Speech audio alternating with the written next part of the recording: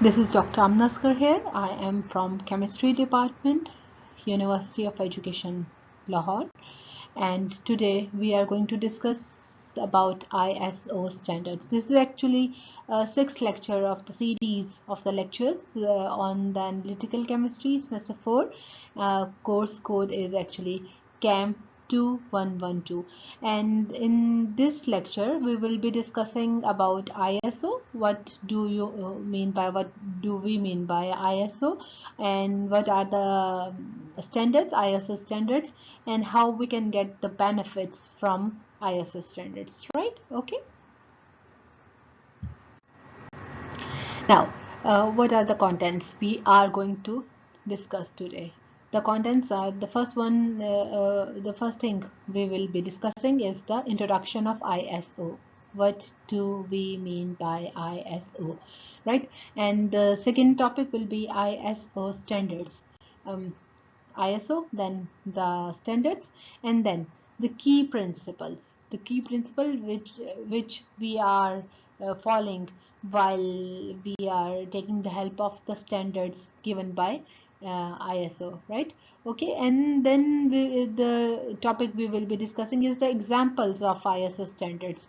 Definitely after discussing the standards and their principles, some of the examples will make the story more clear to you people. Okay, and the last thing will be the benefits using the ISO standards, what you can get, what the benefits you can get from the ISO standards by using ISO standards. Okay, good.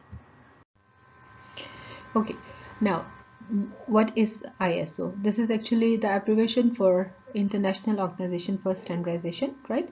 And this is an independent non-government international organization, and it has membership of almost 164 national standard bodies which are working on the development and establishment of theories and details and committees regarding the standards, right? Okay, so through its members it brings together experts to share knowledge and develop voluntarily conscious based market relevant international standards that support innovation and provide solutions to the global challenges. Now the global challenges can be of many types. I mean, it can be regarding the health, it can be regarding environment, it can be regarding the energy issues, can be regarding anything. It covers a lot about the things happening around us. Now, the key principles in ISO standard development.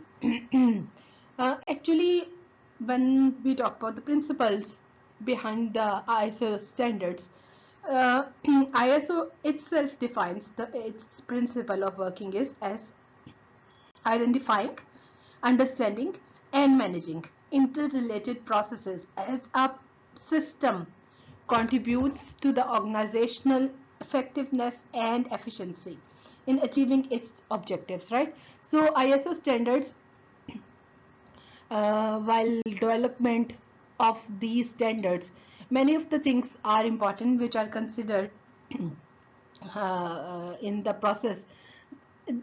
A few of them are discussed here. The first one is the response to a need in the market, right? So what is the need? What that means, you are identifying, you are understanding the situation, you are identifying that this is the thing which is important, and this is important to work on this thing, right? So you are identifying the thing, you are identifying your market, and then you are responding to that particular need in the market, right? So ISO does not decide when to develop a new standard, right? But response to a request from the industry or any other market or society or any other stakeholder, such as the consumers, for example.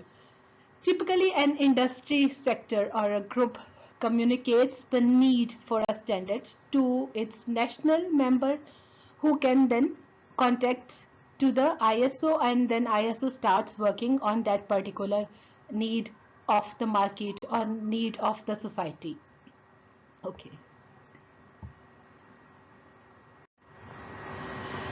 The second principle of the ISO standards is based on the global experts' opinion.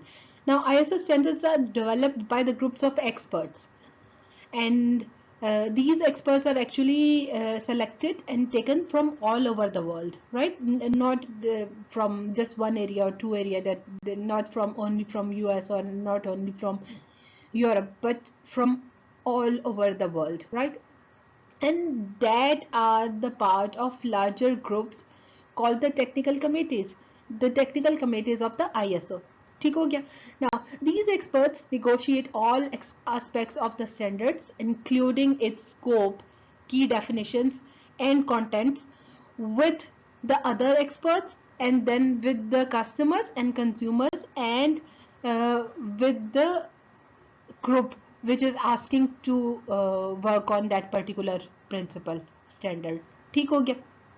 So that means that the second point which is important is that the standards are developed by the group of experts, and those experts are taken from all over the world, all parts of the world, and then these are decided that how they can be worked on and how they will be proceeded.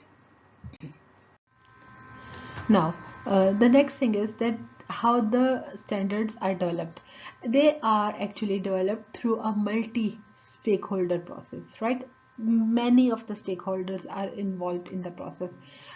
Maybe the manufacturers, maybe the service providers, maybe industries, uh, the team working in the industry, the person who can be called as the user or the client or the customer. So there are many stakeholders, and they are usually all involved in the process of the development of the standard, right? The technical committees are made up of the experts from the relevant industry. I mean, when I'm saying relevant industry, I'm not talking about the industry which is producing something. I'm talking about the industry which can be regarding the IT industry, maybe textile industry, maybe any other energy relevant industries. So from the relevant industry, but also from the consumer associations, academia, NGOs, and the government. So this is an area which can be studied more if you want to study this. There are more details present on the website, which is operated by ISO itself. Okay, based on our consensus. Actually, developing ISO standards is a consensus-based approach, and comments from all stakeholders are taken into account. Actually, when we are saying standards, ISO standards development, the standards are the sort of agreements, right, which are developed within an open process that gives all stakeholders, including the customers, the consumers, the opportunity to express their views, their ideas, their experiences, and have those views जो भी उनके हैं, these are actually considered while development of all these standard and their processes, right? So their views actually contributes to their fairness and market relevance, and promotes the confidence in their use, right? So we should be keeping in mind that the International Organization for Standardization, that ISO, is a global network, as we have discussed earlier, and it identifies what international standards are required by the community, by the society, by the business, by the government, by any other consumer, right? And actually, ISO develops the standards in partnership with the sectors that will put them to use. This is very important, that ISO always considered the sectors, all the sectors that are going to use that standard, and adopts them by transparent procedures based on the national input and delivers them, and that makes the standard more valuable for the consumers and the customers, right? Okay. Okay, now the next point which is important with the reference to the ISO standards is that it is actually internationally agreed upon by the experts from all over the world, right? So ISO standards are internationally agreed upon by the experts. It could be about making a product, managing a process, delivering a service, or supplying the materials. It can be anything. So standards cover a huge range of activities. Standards are the distilled wisdom of people with expertise in their subject matter and who know the needs of the organization they represent or the needs of the organization they are delivering to. So the people such as manufacturers, sellers, buyers, customers, trade associations, users, or regulators, uh, they are all catered while uh, while developing the standards. Examples of ISO standards.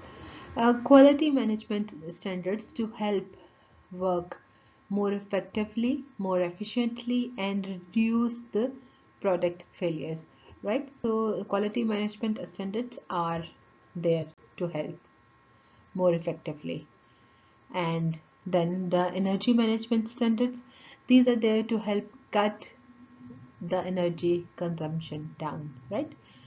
Environmental management standards, these are to help reducing the environmental impacts, the bad environmental impacts on the human beings and on the earth, reduce waste and be more sustainable. These are very important targets on which the environmental management standards are working on, right? Food safety standards. These are to help prevent food from being contaminated.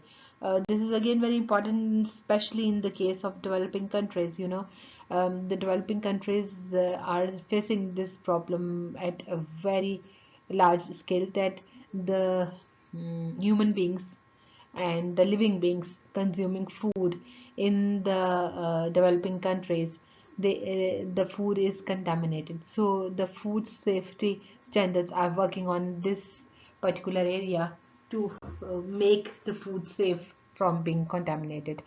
IT security standards, these are to help keep sensitive information secure, right? Um Health and safety standards. Health and safety standards are the standards which help us to reduce accidents in the workplace, uh, especially focused on the um, workplaces, in the industries, in the offices, in different areas of the life. But this particular type of standards, these are meant to reduce the accidents and the mishaps in the work areas, workplaces. So going into in a bit more detail of the quality management standard, for organizations asking how to improve the quality of their products and services. So the ISO standard for quality management is actually focusing all those organizations, and definitely it consistently meet the customer's expectation. I mean, when an organization or a firm or a factory or any workplace is following the rules given by the quality management standard, then in that case, that that organization is consistently meeting the customer's expectation. This is an ideal case, right?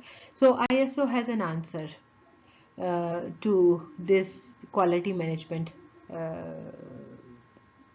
issue, addressing various aspects of quality management and containing some of the ISO's best known standards. There are the ISO 9000 family. ISO 9000 family is all about the quality management standards. We have 9000, ISO 9001, and etc. etc. These all are connected and concerned with the quality management in the organizations of maybe bigger level or small level. But if the organization is following these standards, yes, they are always hopefully meeting the customers' requirements and expectations and fulfilling the quality.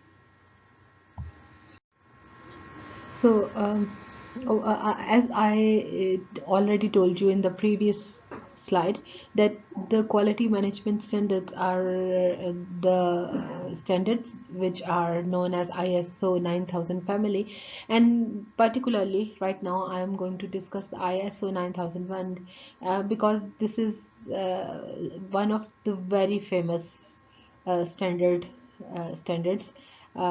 which is followed by many management systems, right?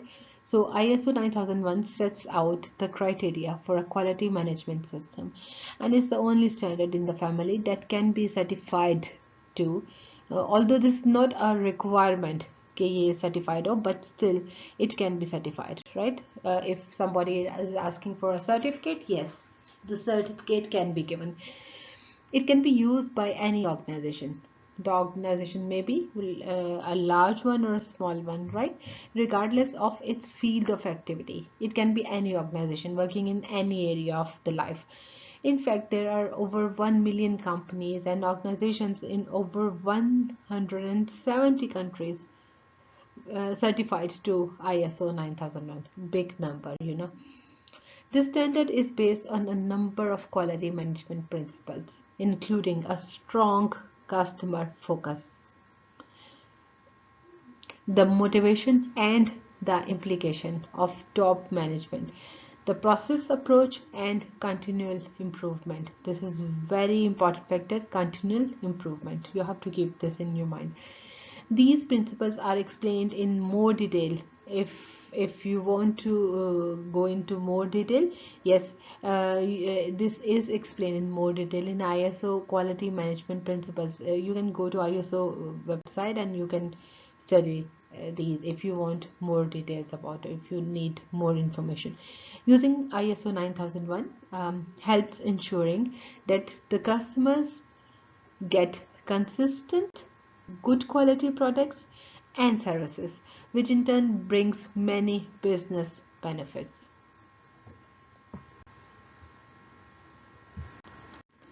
The next one is energy management standards. This ISO standard provides a practical way to improve the energy use through the development of an energy management system, ENMS.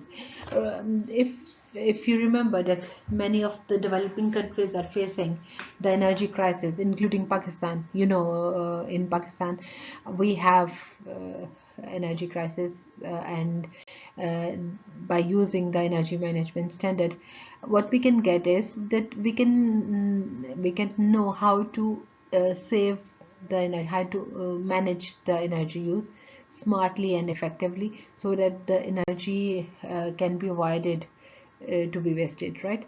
So the new ISO 50001 standard for the energy management system can help safeguard our future by making a positive difference in the here and now. That means if you are following the ISO 50001 standard, this is a perfect system of energy management, and yes, this can help in saving the energy for our future, and this can make a positive difference. Whenever you will start using this standard, it will start giving you benefit, the positive difference right away after the start of use of this standard, right?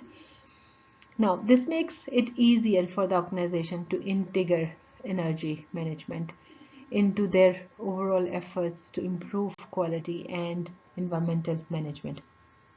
Definitely, if you are using energy smartly and you are managing the quantity of the energy with respect to your requirements, definitely it helps you in cutting down the costs first thing, and secondly, from by managing energy, you can avoid any kind of emergency situation, which you have seen that many times we have to face when there is an electricity failure and we are just sitting and waiting for that how to do the work now, how to do the directions now, how to do the any process now.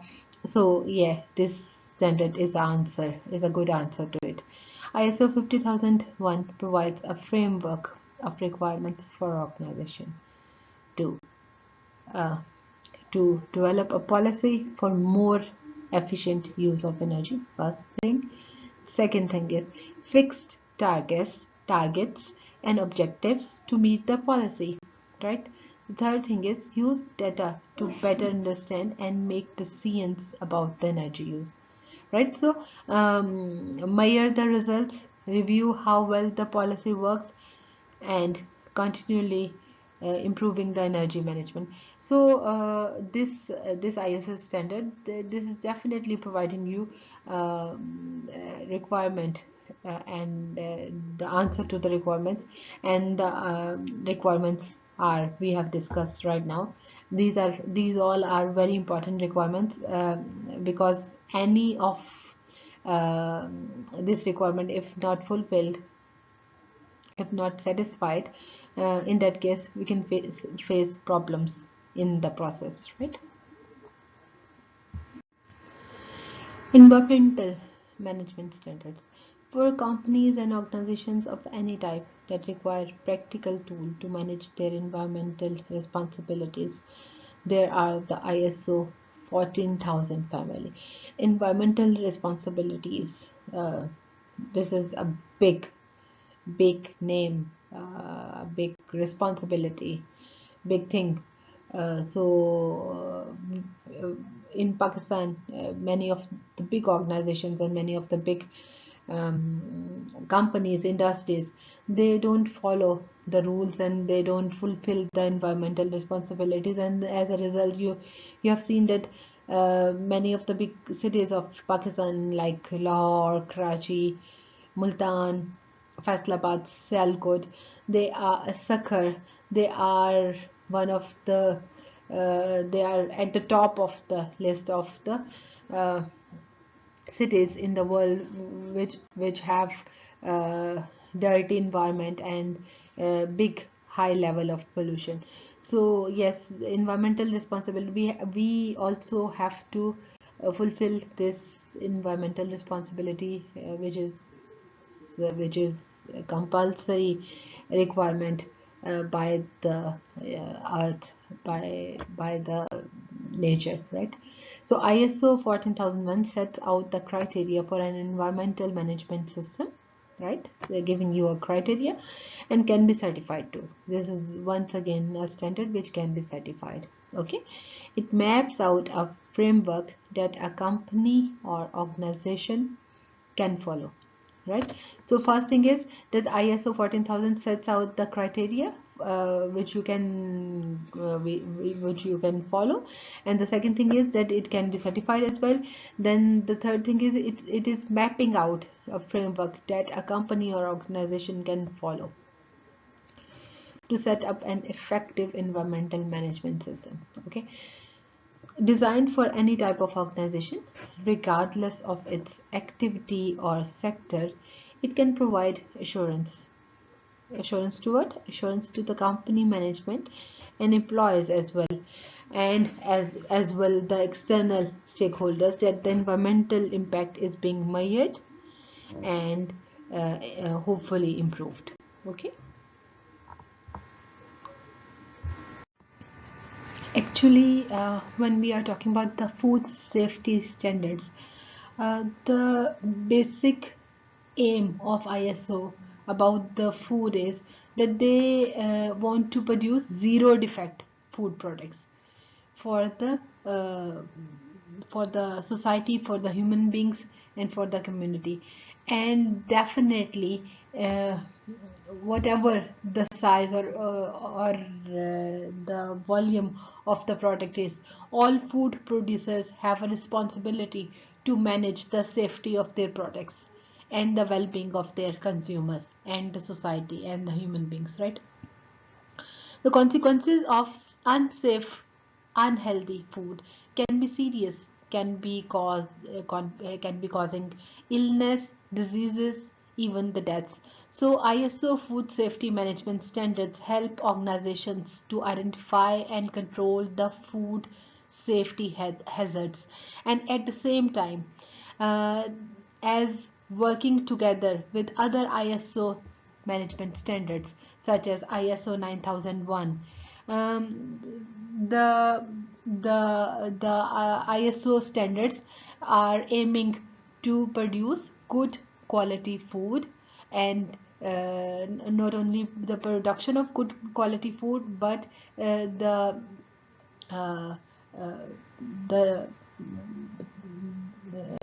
the transfer of food or carriage of food from one particular production area to the society, वो भी important है कि उसको भी इस तरह से किया जा सके कि वो उस दौरान फूड खराब ना हो, ठीक है.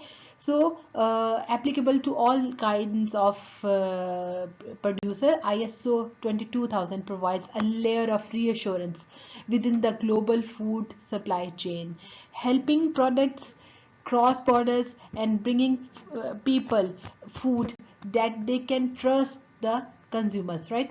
Okay, that's why ISO 22000 exists, कि ये आप हेल्प करता है फूड क्वालिटी को मेंटेन करने के लिए, फूड क्वालिटी को इंश्योर करने के लिए, और फूड क्वालिटी एक जगह से दूसरी जगह फूड को पहुंचाने के दौरान भी उसकी क्वालिटी को मेंटेन किया जा सके, उसकी क्वालिटी को ख़राब होने से रोका जा सके. Right. So ISO 22000 is a globally accepted international standard which specifies the requirement for the food safety management system. This was actually established in 2005. ISO 22000 is applicable to all organizations which are involved in the food chain, and the main objective is to ensure the food safety. The standard outlines a framework uh, which harmonize all the parts of the food supply chain from the producer to the consumer, and helps you reduce food hazards, control the risks, and prevent the contamination in the food. Okay. IT security standards.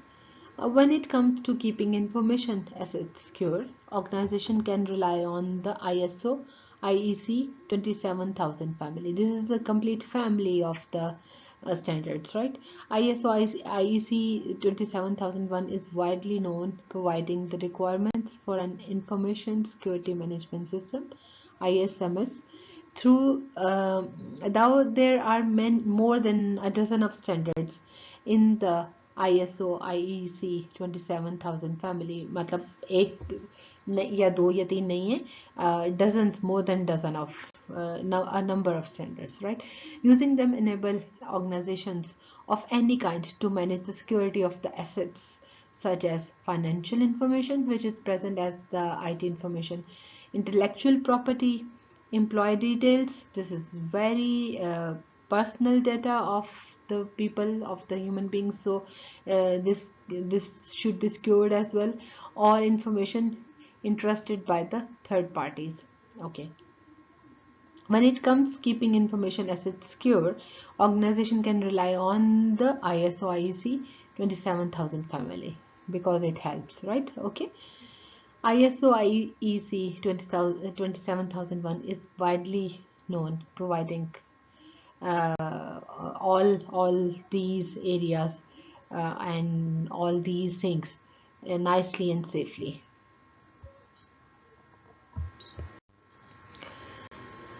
Next is health and safety standards. This is very important standard. You will be very interested in knowing about this. For organizations that are serious about improving the employee safety, reducing workplace risks, accidents, and creating better safe working conditions, all those organizations are very interested in the ISO standards for the health and safety, right?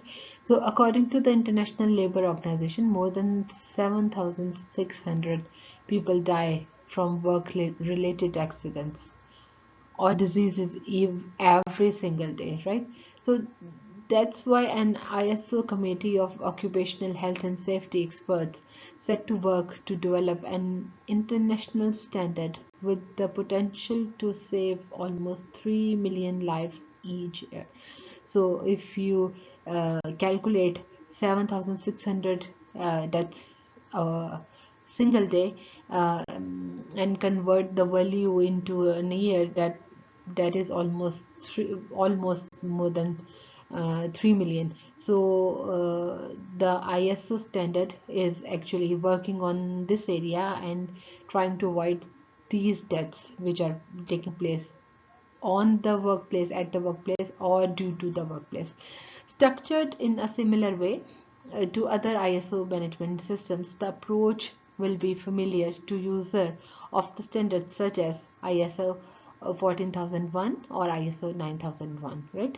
So ISO 45001 builds on the success of earlier international standards in this area, and these are the health safety standards. These are the ISO 45001.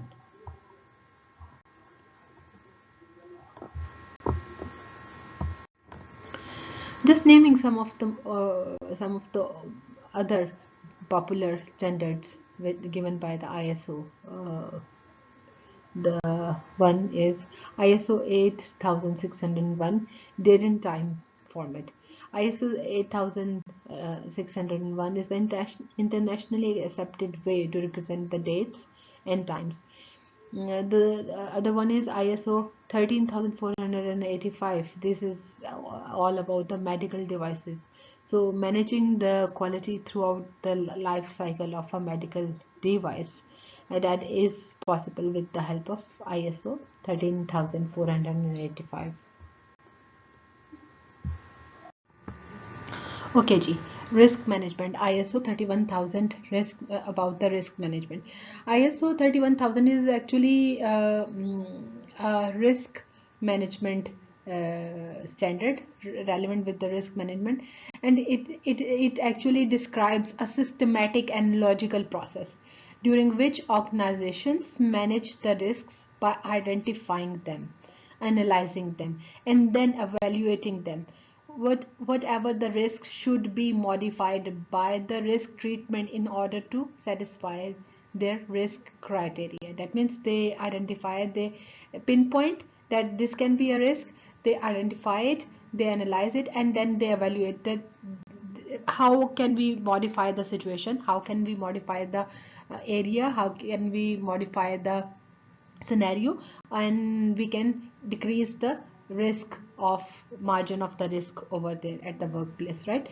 So ISO 31000 actually defines risk as the effect of uncertainty on the business objectives and on the human health, right? So this effect can be this can be positive, this can be negative, right? So the 5 components of the ISO 31000 risk management framework are the mandate, plan, implementation, checks, and improvements. And the process of the risk management includes communication and consultation, context about the risk, risk assessment, treatment of the risk, and monitoring के दोबारा से नहीं हो, ठीक है? तो this is all about the risk management standard के क्या है ये, and how it works, and how it tries to manage, to decrease the risks in the workplace, at the workplace. Now, ISO 17025. This is actually testing and calibrating the laboratories, standard about testing and calibration of the laboratories, right? So this is an international standard, ISO standard for testing and calibrating the laboratories. It is a set of requirements that those laboratories use who want to show that they operate a quality management system and that they are technically competent to do the work that they are doing, right? Um and this is actually technically competent with reference to the many points like the management requirements, the technical requirements, etc, right? And if we say that where is the difference between ISO 9001 and ISO 17025, ISO 9001 applies to all kind of businesses in all industries and sectors, right? While on the other hand, ISO 17025 is the only valuable standard for testing and calibrating the laboratories. Yani, this is particularly dealing with the laboratories, right? So when it comes to similarities, we can say that there are some points which are common in ISO 9001 and 17025, and these are actually with reference to the management system requirements. That is the clause number 8 of the two, right? But the main difference is that the ISO is a more broader term, and ISO 9001 is a more broader standard and term, while ISO 17025 is only about the laboratories, right? And if we say that who needs the ISO 17025, this is actually all about we said about the laboratories.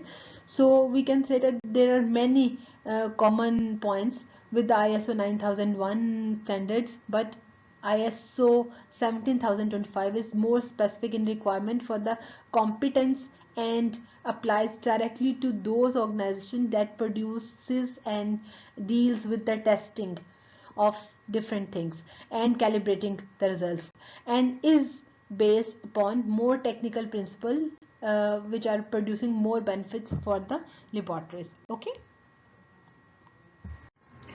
what are the benefits using ISO standards? ISO was founded with the idea of answering a fundamental question: what is the best way of doing this? Whatsoever you are doing, what is the best way of doing this? So ISO answers this, right? It started with the obvious things like weights and measures, and over the last 50 years has developed into a family of standards that cover everything from the shoes we stand in to the Wi-Fi networks that connects us invisibly to each other, right? So ISO standards covering almost each and everything which is important for us, for our lives. Addressing all these and more, international standards mean that consumer can have confidence. This is very important. If your consumer has confidence on you, that their products are safe, the products they are using are safe, reliable, and of good quality.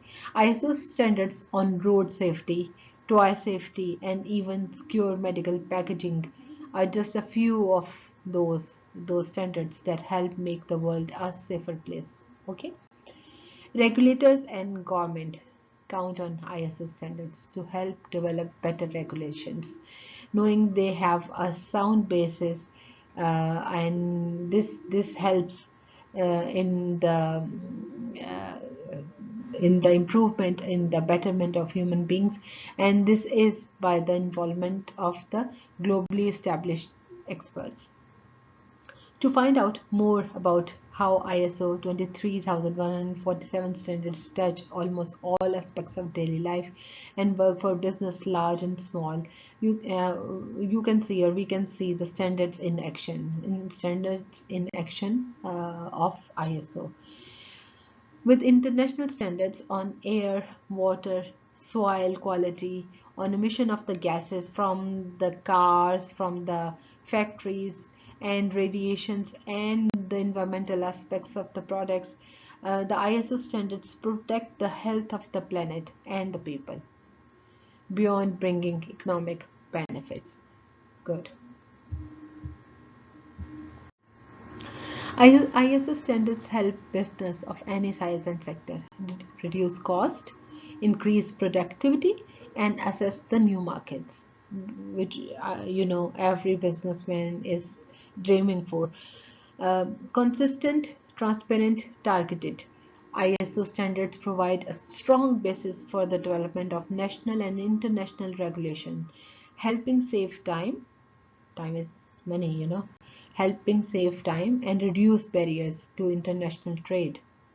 ISO spread the benefits of ISO standards as broadly as possible by improving and involving consumers in the standards development work through the committees on the consumer policy by the consent of the consumers, which actually makes the consumers happy. Now, there is an important question which can come in your minds, that can we get involved in the developing of the standards, ISO standards? The answer is almost yes. Not completely yes, but yes, almost yes. Actually, ISO standards are created by the people who use them. I mean, who use the standards, right? So whether you are a consumer or you are in a business, you can be part of the next generation of the standards. This is possible. Okay. Now, taking part can give you early access to the industry information, and it can give your company a voice in the development of the standards and help to keep market access open for you. That means if you are involved in the ISO standards, that would be better for you, for your company, and for the betterment of the business of the company, right? So it would be good if you are involved in the ISO standards. So we were discussing that if we are the part of developing of the standards, how this is possible, and what can be the root of this, and what can be the benefits of this, right? So going again to our basic point, we have to keep this in our minds, that one of the strengths of ISO standards is that they are created by the people that need them. I mean, the people who need the standards, they are actually ISO is more interested in catering all those people and then developing the standards, right? So industry experts derive all aspects of the standard development process, from deciding whether a new standard is required, is needed, to defining all the technical contents, right from the start almost to the end. The experts, the industry experts of that area, they are involved in the process. Okay, so getting involved in this process can bring significant advantages to your business. For example, by giving early access to the information. Now, if you are involved, definitely you are going to get the information earlier than the market, right? So giving earlier access to the information that could shape the market in the future, and you are getting the information in right start of the process, right? So giving your company a voice in the development of the standards, helping to keep market access open. Getting involved in the standard development, bring your concerns and needs to bear, and to bear on a process that will affect you in the future, right? So if you are involved in the standard development, definitely you can raise your voice, you can tell the committee, the technical committee, what are your concerns, what are your needs, what your customer is demanding from you. So all these things are important for you, so you can tell the committee that these are the points which are important for us, and these should be catered while development of the standards. So this will give you a golden opportunity to solve even your own issues as a company, as an organization. Now, the members are the foremost part of the standards organization in their countries, right? And there is only one member per country. That means you cannot have more than one members, two, three, four, five. No, just one member in one country, right? So each member represents ISO in its country. Individuals or companies cannot become ISO members. No. If you think that any individual can become the part of ISO or any company can become the part of ISO, no. They're always the national bodies which are recommended by the governments, and they become the member of the ISO, and then they have the authority to do the process regarding the ISO standards in the country, right? So individuals and companies cannot become ISO members, but yes, there are ways that individuals and companies can take part in the standardization work. For example, the first thing is, if you want to get the information about that who's the member of ISO from Pakistan, there is a complete list of the members given in the information site of the ISO at their website. You can go and you can check it out, that who's the member of ISO from America, from Pakistan, from Bangladesh, etc., etc. Right? You can get each and every detail from there. We have three categories for the members in the ISO. Each enjoy a different level of access and influence over the ISO system. Okay, now actually, when you are saying that the national bodies member of ISO, actually this helps the whole community to be inclusive while also recognizing the different needs and capacities of each national standard body. Okay, three categories, right? We said that the first category is full member. Now, what do you mean by full member? Full members are actually the members which can influence the ISO standard development and strategy process by participating and voting in the ISO technical and policy meetings, right? The full members are sitting over there in the meetings, in the technical meetings, in the policy making meetings, and they can vote and they can suggest, they can participate in the whole process. Full members can sell and adopt the ISO standards and in their country, right, nationally.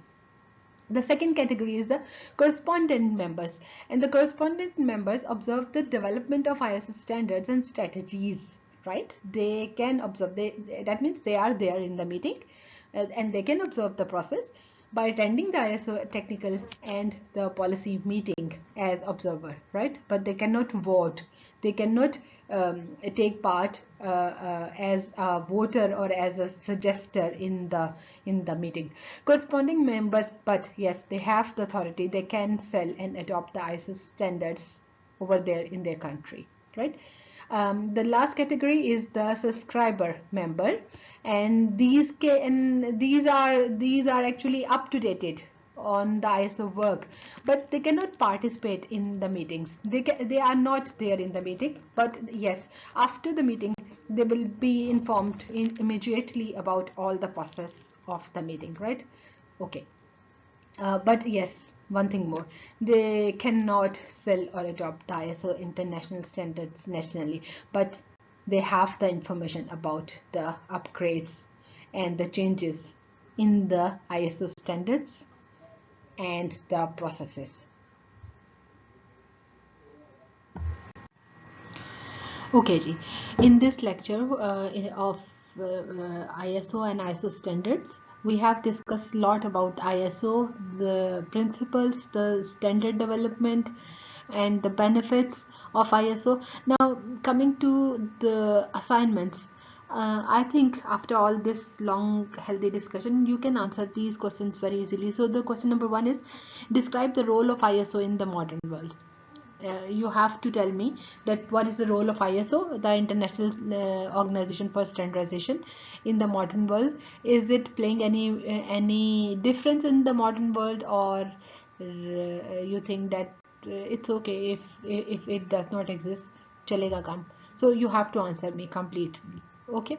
Question number 2 is, give any 3 examples of ISO standards in action. I've discussed a few of them, so you can go through that slide and tell me easily that any 3 examples जो आपके ख्याल में important है, आपने मुझे वो बतानी है, and plus you have to give me the reason that why these are important in your opinion, right? So this is the important point of this question.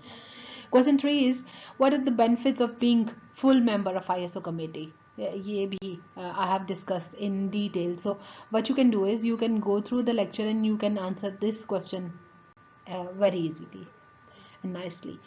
Question number 4. What is the name of the national body which is the member of ISO? I'm talking about the national body in Pakistan, right?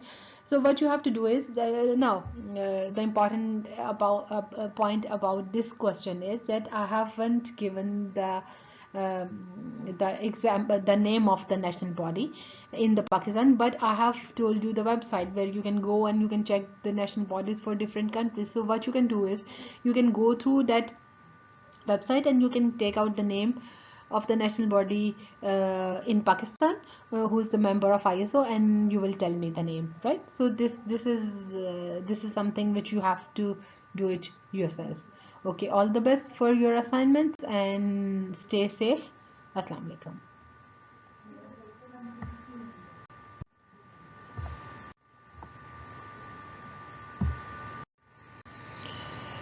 For the preparation of ISO and ISO standard, this lecture, I have used the knowledge given by ISO on its website.